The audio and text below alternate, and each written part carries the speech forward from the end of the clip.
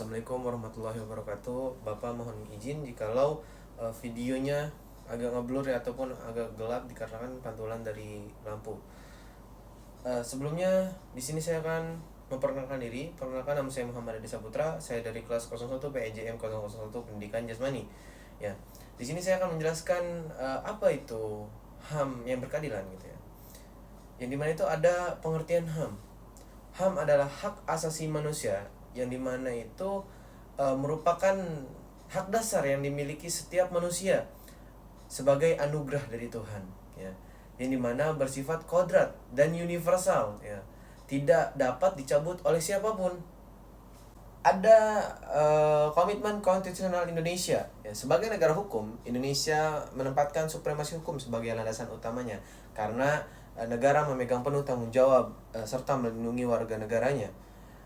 Tertuang dalam pasal dan Undang-Undang 195, pasal 28A, 28J, serta Undang-Undang Nomor 29 Tahun 1999 tentang hak asasi manusia.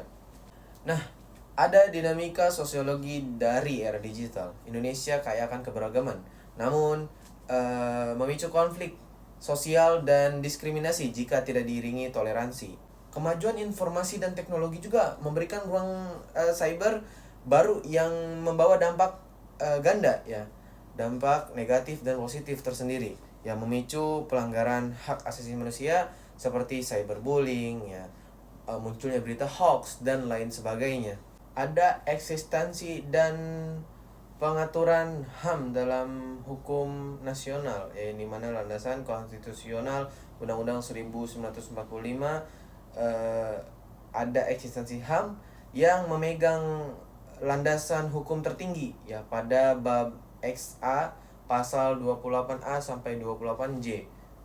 Konstitusional menjamin hak-hak mendasar yang melengkapi hak sipil dan politik, hak ekonomi sosial budaya, ya. Terus ada prinsip kesetaraan hukum. Nah, ada juga regulasi organik, ya, tertuang dalam Undang-Undang Nomor 29 Tahun 1999 tentang hak asasi manusia, ya, bertindak sebagai lex generalis, ya, yang mendefinisikan HAM secara lebih operasional. Di sisi lain, undang-undang ini menegaskan, ya, peran negara sebagai pemegang kewajiban utama pengemban tugas, ya. Negara wajib menjalankan dua fungsi utama, yaitu kewajiban negatif, yang dimana kewajiban negatif untuk tidak ikut mengintervensi, ya, atau melanggar hak dasar warga negara. Ya, ada juga kewajiban positif, kewajiban negara untuk bermaksud aktif dalam memfasilitasi, ya, melindungi dan memenuhi hak warga negaranya. Ada juga HAM sebagai wujud nilai sila kedua Pancasila.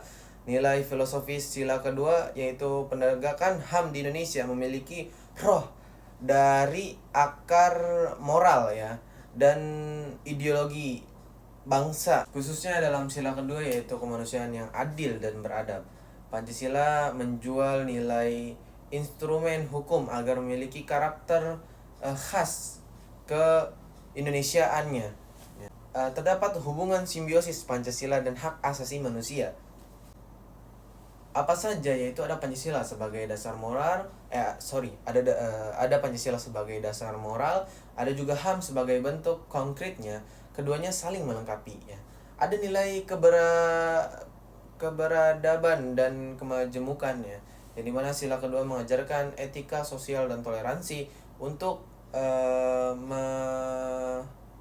merawat, ya, keharmonisan dalam masyarakat Indonesia yang erat.